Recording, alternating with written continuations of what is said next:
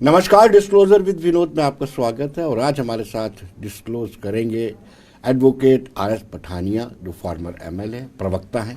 पठानी साहब, आपका स्वागत है। थैंक यू, धन्यवाद विनोद जी। वेल, कांग्रेस का ये आरोप है, विपक्ष का ये आरोप है कि आपने जो बिल पास किया है chief election commissioner of India की नियुक्ति को लेकर के, उस पर उन्हें संदेह है कि आपने डेमोक्रेसी का गला दबाने की कोशिश की है। कोशिश नहीं, वो कहते गला दबा दिया है। इसे आप विशेषता या विशिष्टता कहें, वो अपनी ओर से विशेषता और विशिष्टता ही इसे कहते हैं, बट भारत का जनमानस इसे नकारात्मकता और कहीं ना कहीं से जिसे कहते हैं नेगेटिविटी से प्रमोटेड एक सेंटीमेंट है कि हर बार save democracy, save democracy, save democracy. अरे भाई, डेमोक्रेसी को सबसे बड़ा खतरा तो इमरजेंसी के दौरान था।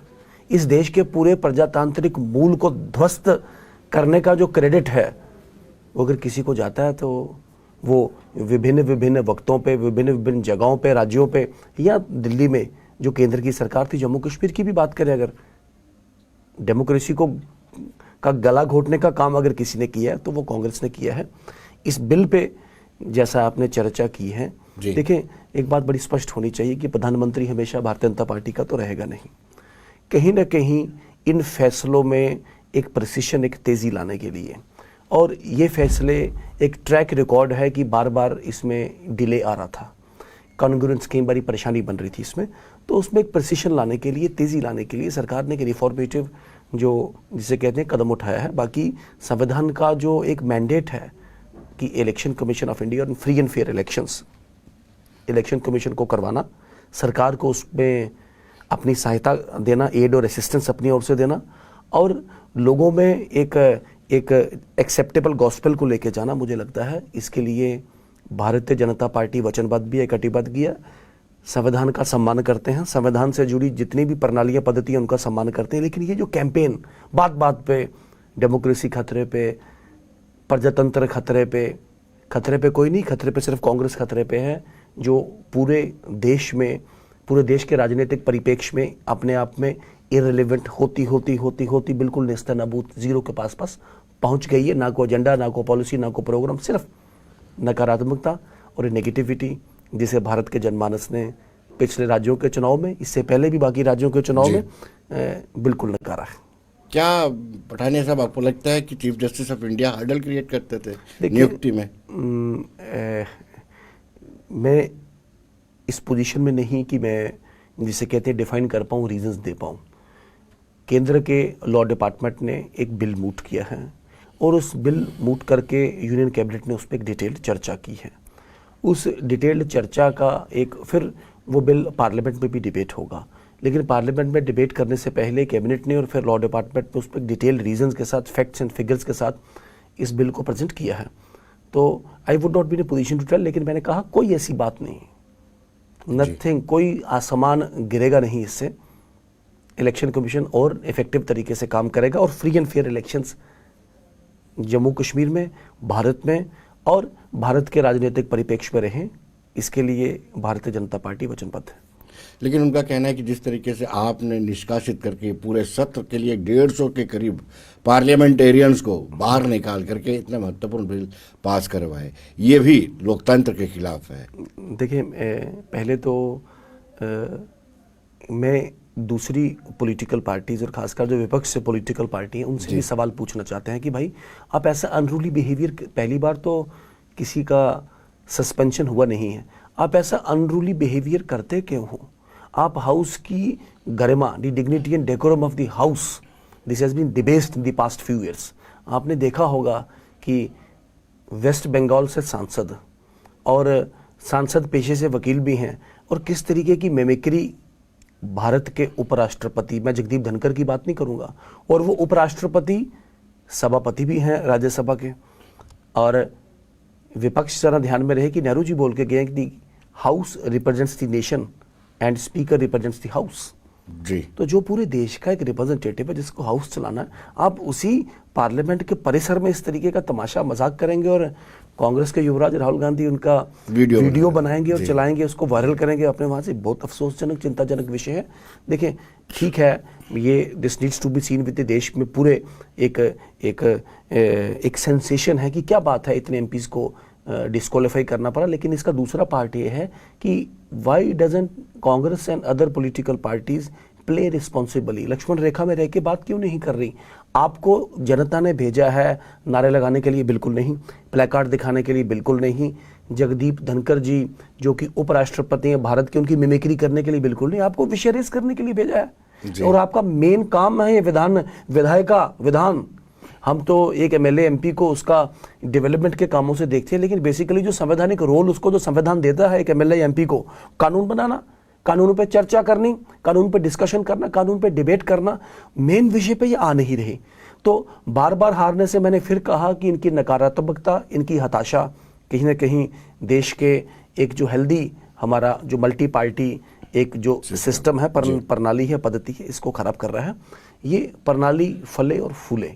अपोजिशन का काम है to oppose, to depose and to expose. They need to, but इस अपोज, डिपोज और एक्सपोज के एपिथेट में आपको एक लक्ष्मण रेखा कभी क्रॉस नहीं करनी है। मैं थोड़ा सा डिबेट को ले जाऊंगा हमारी जम्मू कश्मीर कानून साज असेंबली की। और जब दिनों में हमारी यहाँ कानून साज असेंबली में विधायक था यहाँ पे, तो मुझे सर्वश्रेष्ठ विधायक का अवार्ड दिया गया था। मैं सरकार की ओर से था और जिस कमेटी ने अनाउंस किया वो कमेटी को सरकार नहीं देती, अपोजिशन के स्पीकर उस पर रहते हैं जो डिसाइड करते हैं। मुझे अभी तक याद है, मैं तो अब पहले तो मिलते नहीं हम जज से या टीचर से थोड़ी मिलना होता पेपर देके। पहले तो उनका डेथ हो गया, अली मोहम्मद नाइक साहब वो स्पीकर थे वहाँ। तो मुझे मेरे हाउस के पोडियम में मुझे अच्छा लगा, आपका ये लगा, वो लगा, पहला लगा। और सबसे अच्छी बात कहते, मैंने पूछा आपको कि कहते आप वेल में नहीं गए कभी।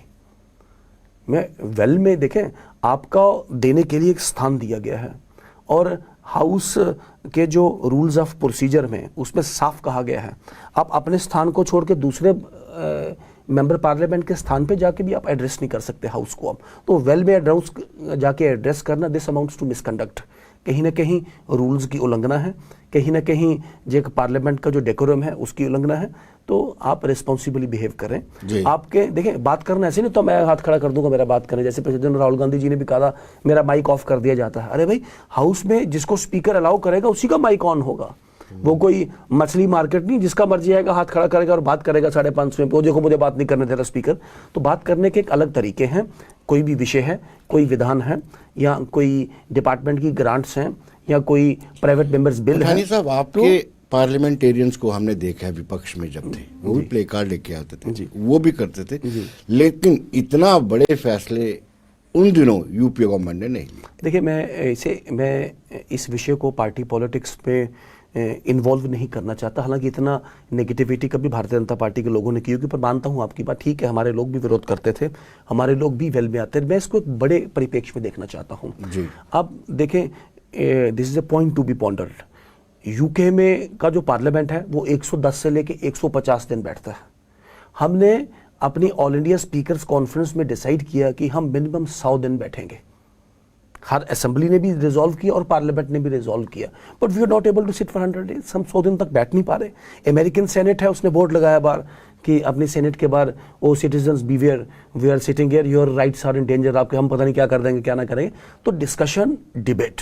देखें, एक पुलिस वाले के पास वो पुलिस पावर है जिससे वो पुलिस वालों के साथ, या रेवेन्यू वाले के पास एक एडमिनिस्ट्रेटिव अपना है कि जिसे कहते हैं अपनी पोस्ट का सील और स्टैंप है।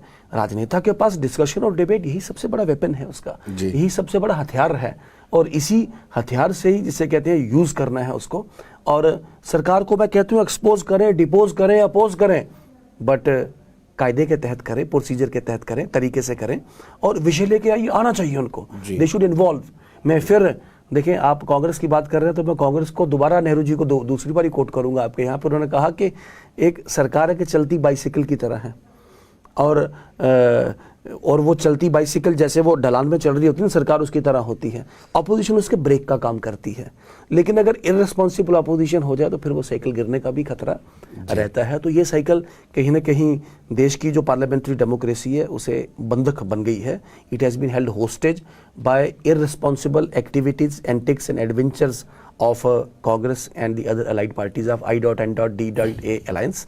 मेरा पठानिया फिर उम्मीद है साहब- रिस्पॉन्सिबली बिहेव पठानिया साहब, आपने 2 बार पंडित जी को, पंडित नेहरू जी को कोट कर दिया है, तो मुझे लगता है कि आपके बड़े नेता आपसे नाराज ना हो जाए, जो कल परसों ये कह रहे थे कि पंडित जी ने ब्लंडर किए हैं, गलतियां नहीं की हैं। बिल्कुल ठीक कह रहे हैं। देखें, मैं फिर इसी विषय को छोटे से शब्दों में डिटेल करूंगा। मुझे सम्मान है पंडित जी का। पंडित जी का जो रोल कंट्रीब्यूशन है फ्रीडम मूवमेंट पर देश के में, उसमें उस पर कोई क्वेश्चन नहीं कर सकता। बट जो गलतियां उन्होंने की हैं जम्मू कश्मीर के परिप्रेक्ष्य में, उसमें कांग्रेस को और कांग्रेस के जितने भी अलाइड जो लोग थे उस वक्त, जो उनकी टीम का पार्ट थे, अब कांग्रेस उनकी लेगेसी अगर क्लेम करती है तो वो तो जवाब तो देना पड़ेगा जी। मतलब कि आप, अब फिर दोबारा मैं कोट करूंगा कि उस वक्त वो एक मेंबर पार्लियामेंट, उन्होंने कहा जी अक्साई चिन्ह हमें 2 साल पता नहीं लगा, अक्साई चिन्ह हमसे चला गया। उन्होंने कहा तो नेहरू जी इतने बड़े नेता बोले, आपको पता है वहाँ तो घास की एक लड़ी भी नहीं उगती। तो एक अपोजिशन के एक बड़े इंपॉर्टेंट एक मेंबर पार्लियामेंट थे जो उठे, उन्होंने कहा भी मेरा, वो बिल्कुल गंजे थे, उन्होंने कहा मेरे सर पे भी एक लड़ी नहीं, आप किसी को भी दे दोगे क्या? तो इतना बड़ा ब्लंडर। और जम्मू एंड कश्मीर में जीती हुई फौज कभी सीज फायर करती है क्या? और जीती हुई फौज ने सीज फायर किया। हम आज बात 70 वर्ष लगे हमें कहने के लिए कि हम आउटसाइड जो इंटरवेंशन है, हम ये हमारा अपना मसला है, हम इसे बैठ के तय करेंगे, लेकिन हम खुद इसे इंटरनेशनलाइज करने के वहाँ पे यूएन पे, और वहाँ से मुंह की खा के आए। और जो एक फैसला था वो प्लिबसिट वाला, ये करके पाकिस्तान आज तक उसको बेचता रहा, हालांकि उस फैसले को खुद ही पाकिस्तान ने माना नहीं। बहुत बड़ा ब्लंडर था जम्मू एंड कश्मीर को मैनेज करने में। उस ब्लंडर को मुझे लगता है कि कांग्रेस को मुबारकबाद देनी चाहिए। जैसे कांग्रेस को भी सीखना चाहिए।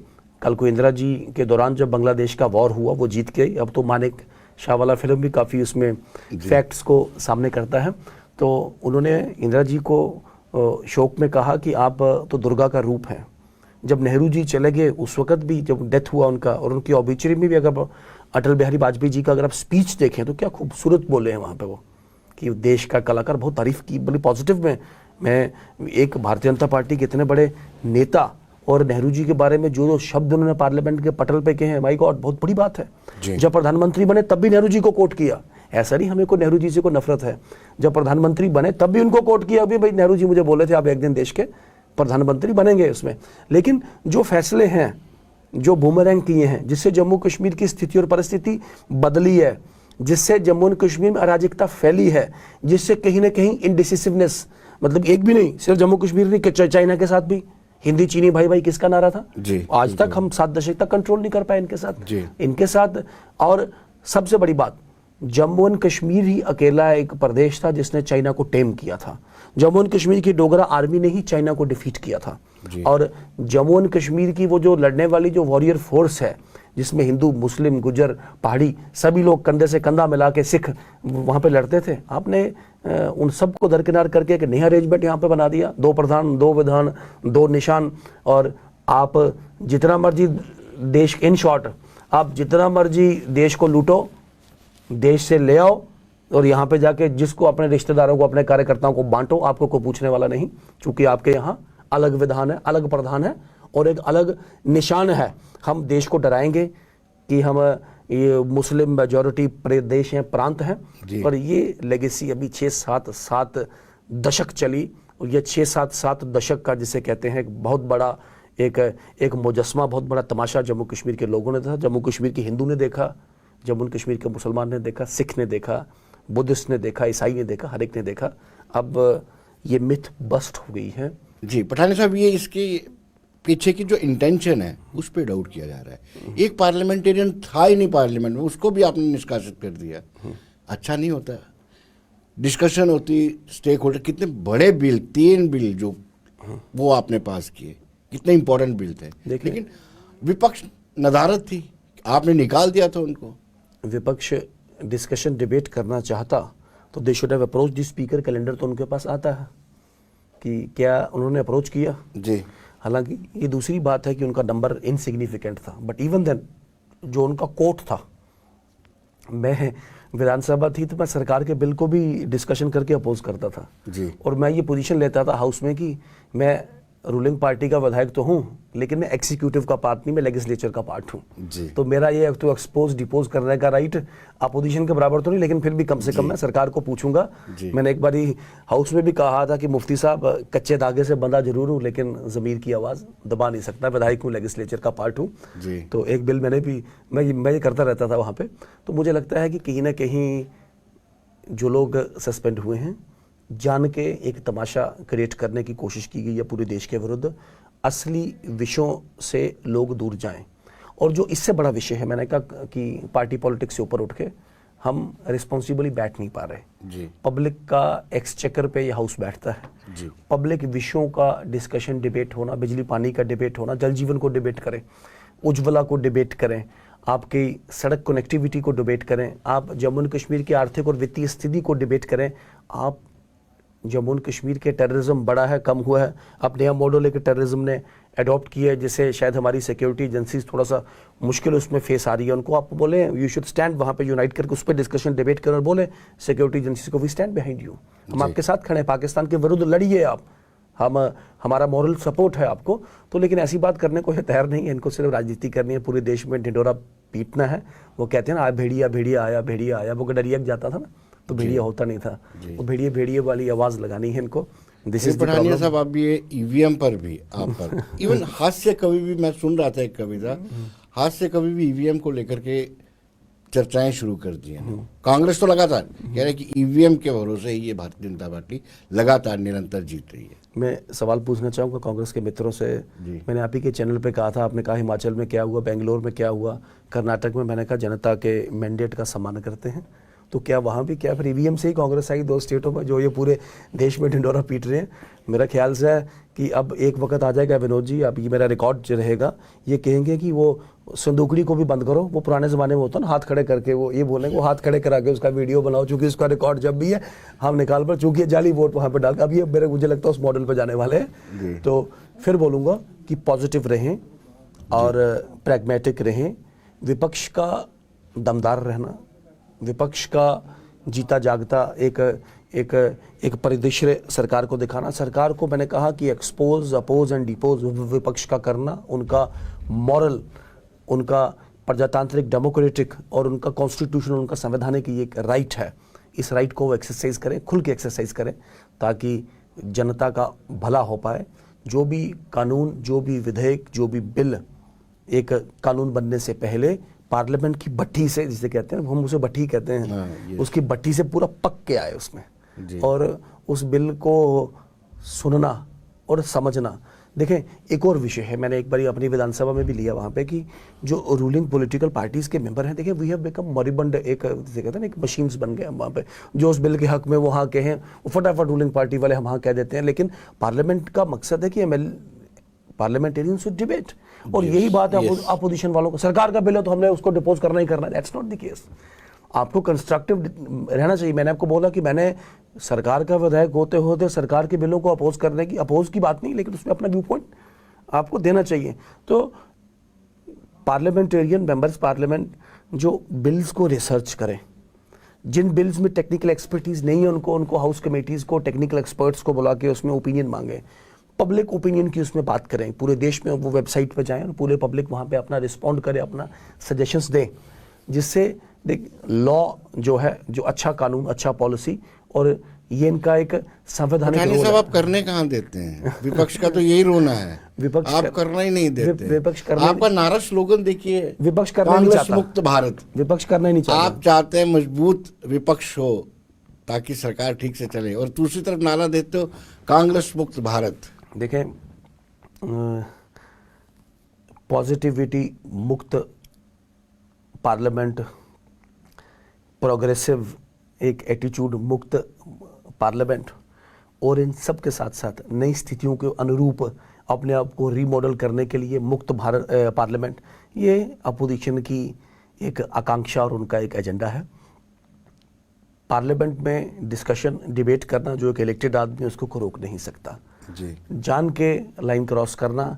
और आपने प्रहलाद जोशी का भी इसमें स्टेटमेंट दिया होता कि ये चाहते थे वहाँ पे स्पीकर के पास, चाहते थे कि स्पीकर महोदय हमें डिस्क्वालीफाई करें और हम फिर इसका एक देशव्यापी जिसे कहते हैं आंदोलन अब सड़कों पे, जम्मू कश्मीर में भी कांग्रेस के मित्र, कांग्रेस के प्रदेश अध्यक्ष और उनके कुछ मित्र गांव-गांव घर-घर में जाके जिसे कहते हैं धरने प्रदर्शन लेके वो पार्लियामेंट में बैठना नहीं चाहते, वो उसे देशव्यापी मुद्दा बनाना चाहते हैं। This is the point. क्या वो मुद्दा नहीं था?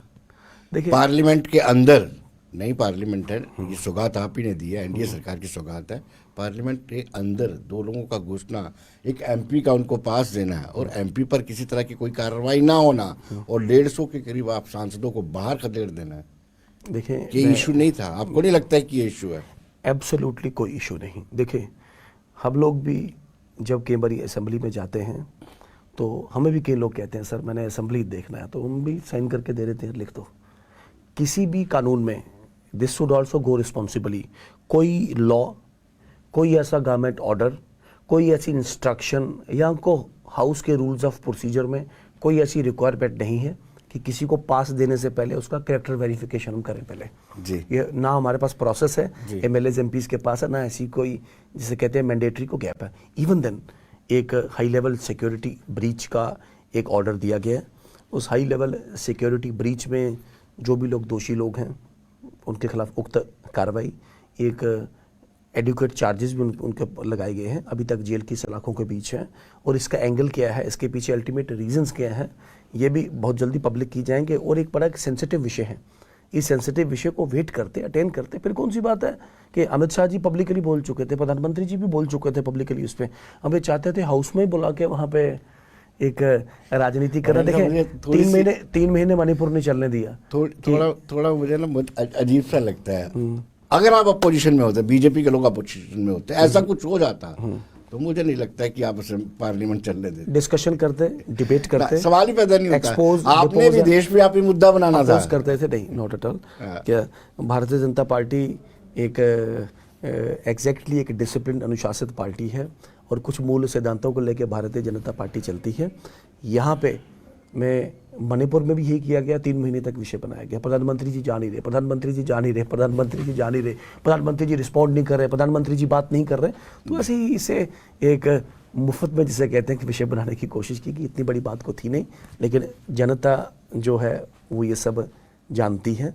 मुझे लगता नहीं इसका ज़्यादा असर। भाजपा का कार्यप्रणाली, कांग्रेस के लोग कहते हैं कि जिसकी लाठी उसी की भैंस, खदेड़ देते हैं। कांग्रेस की अपनी ये प्रणाली रही है जी। और बार बार उनकी ज़ुबान पे यही शब्द एक डटा हुआ है। कांग्रेस एक कार्डर बेस्ड संगठन है नहीं और सिर्फ सत्ता में रहने के लिए कुछ लोगों का कॉन्ग्रीगेट हो गया है।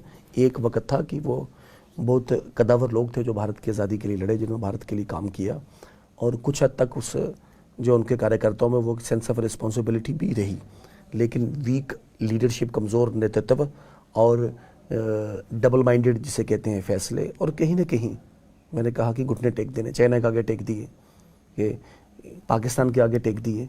नेहरू जी प्रधानमंत्री थे देश के, चाइना भारत के एक पार्ट को इलीगली ऑक्युपाइड था और आपने हिंदी चीनी भाई भाई का नारा दे दिया। पाकिस्तान ने जम्मू एंड कश्मीर का एक पार्ट इलीगली कंट्रोल किया हुआ था, आपने इंडस वाटर ट्रीटीज कर लिया उसके साथ। हमने 1 लाख से ऊपर 1970 वॉर, एक नया विषय पब्लिक डोमेन में आया है, उनके पॉलिटिकल प्रिजनर्स बना लिए, उनके फौजियों को पकड़ लिया, अरेस्ट कर लिए। पाकिस्तान की तो यहाँ फंस गया और हमने फिर दोबारा उनके साथ नए एग्रीमेंट कर लिए, शिमला एग्रीमेंट। हमने अपना एरिया वहाँ पे सरेंडर कर दिया और उसके बाद भाजपा ने एक ऐसा प्रेशर पूरे देश भर में बनाया। कांग्रेस ही संसद में रेजोल्यूशन लाई, नरसिम्हा राव जी की सरकार थी, कि जो एरिया चाइना के पास है, जो एरिया पाकिस्तान के पास है, वो भारत का अटूट अंग है। तो एक टेक्टोनिक शिफ्ट कहीं ना कहीं पाया गया।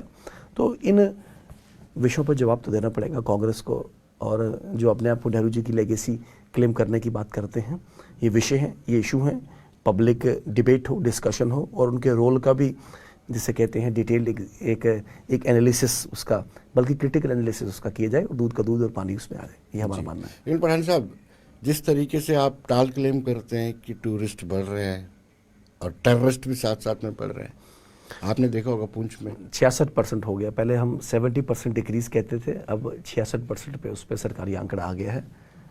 पुंछ वाला जो विषय है एक दिल दुखाने वाला विषय है। एक एसएसपी साहब की भी अजान के वक़्त शर्म आनी चाहिए आतंकवादियों को, कल की बात है, आतंकवादियों के प्रमोटरों को, आतंकवाद के समर्थकों को और वो लोग जो जम्मू कश्मीर में भी आतंकवाद का प्रत्यक्ष अप्रत्यक्ष तरीके से प्रोत्साहन करते थे या उनकी पॉलिटिकल पार्टियों को सपोर्ट करते थे, नमाज पढ़ते हुए, अजान पढ़ते हुए एक 72 साल का एक बुजुर्ग आदमी आपने गोली मार की उसकी हत्या कर दी। लेकिन आज जैसा पता लगा कि आर्मी चीफ आए हैं, एक नया मोड जो टेररिस्टों ने, आतंकवादियों ने अडॉप्ट किया है, उस मोड को पकड़ने, उस मोड का धरपकड़ करने मुझे लगता थोड़ा सा समय लगेगा। लेकिन जम्मू एंड कश्मीर की मिट्टी पे एक एक आतंकवादी चुन चुन के मारा जाएगा। पाकिस्तान की अब जितनी भी ऐसी गतिविधियां या हिमाकतें होंगी उसमें ईंट का जवाब पत्थर से दिया जाएगा। कोई डाउट नहीं, कोई डबल ओपिनियन नहीं। सरकार जीरो टॉलरेंस टुवर्ड्स टेररिज्म की बात करती है तो उसे एक्चुअलिटी भी प्रैक्टिस करने का साहस भी रखती है और उसकी जिम्मेवारी, रिस्पॉन्सिबिलिटी भी सरकार रखती है। इन विषयों पे आपने देखा होगा अभी खौड़ में 2 जगह पे ड्रॉप हुआ, लेकिन दोनों जगह ड्रोन से वो इन्होंने पुलिस, हमारी जो मुस्तैद जो पुलिस फोर्स है और आर्मी वालों ने ऑपरेशन करके उसको पकड़ लिया उसमें। तो ये जो लोग हैं पाटाडोरिया या पाटाडोरिया के साथ साथ ये डीकेजी वाला, बफलैज वाला जो विषय हुआ है, बहुत जल्दी ये ट्रैक किया जाएंगे। अभी ऑपरेशन जारी है और इन्हें अपने सारे अंजाम तक पहुंचाया जाएगा। लेकिन जो क्लेम आप करते हो बार बार कि 5 अगस्त 2019 के बाद बहुत ज़्यादा बदलाव आ गया, इन घटनाओं से उस क्लेम फीके पड़ जाते हैं आपके। देखिए 2 करोड़ टूरिस्ट जिसे कहते हैं इस वर्ष क्रॉस करने वाला है, एक हिस्टोरिक है। माता वैष्णो देवी की श्राइन की दिले वो भी एक अपनी नया इतिहास रचने के लिए जा रहा है। बिगेस्ट एवर टूरिस्ट इन्फ्लक्स वहाँ पे जा रहा है और पॉजिटिव बातें तो हैं, लेकिन एट द सेम टाइम आपकी बात ठीक है, हम इससे नज़र चुरा नहीं सकते। हमारी जिम्मेवारी है जम्मू कश्मीर के लोगों को, सरकार की जिम्मेवारी है बल्कि, कि एक निष्पक्ष, बिल्कुल फ्री और फेयर ऐसा एनवायरनमेंट हो जिसमें फल सकें, फूल सकें, अपना को, अपने परिवार को, अपने समाज को, अपने क्षेत्र को आगे बढ़ा सकें। ऐसा माहौल देना ज़रूरी है। और पाकिस्तान जो कि अलग थलग खड़ा है पूरे दुनिया भर में, आज वाशिंगटन डीसी में अपने एक आर्मी ऑफिसर को भेज के फिर नया माहौल एक बनाने की कोशिश, या कश्मीर पे इस धारा 370 वाले विषय में ओआईसी को इन्वॉल्व करके कोशिश, ऐसी कोशिशें में कामयाब नहीं हो रहा। भारत, मैंने कहा कि निर्णायक लड़ाई अपनी आतंकवाद के विरुद्ध लड़ रहा है, प्रधानमंत्री नरेंद्र मोदी जी और अमित शाह जी के नेतृत्व में, और इस निर्णायक लड़ाई में जीतेगा भारत। ये मैं आपको बताना चाहूँगा। पठान साहब बहुत बहुत शुक्रिया आपका, आप हमारे स्टूडियो में आए। Thank you. तो दर्शकों बने रहिए देश दुनिया की खबरों के लिए और मुझे दीजिए इजाज़त। नमस्कार।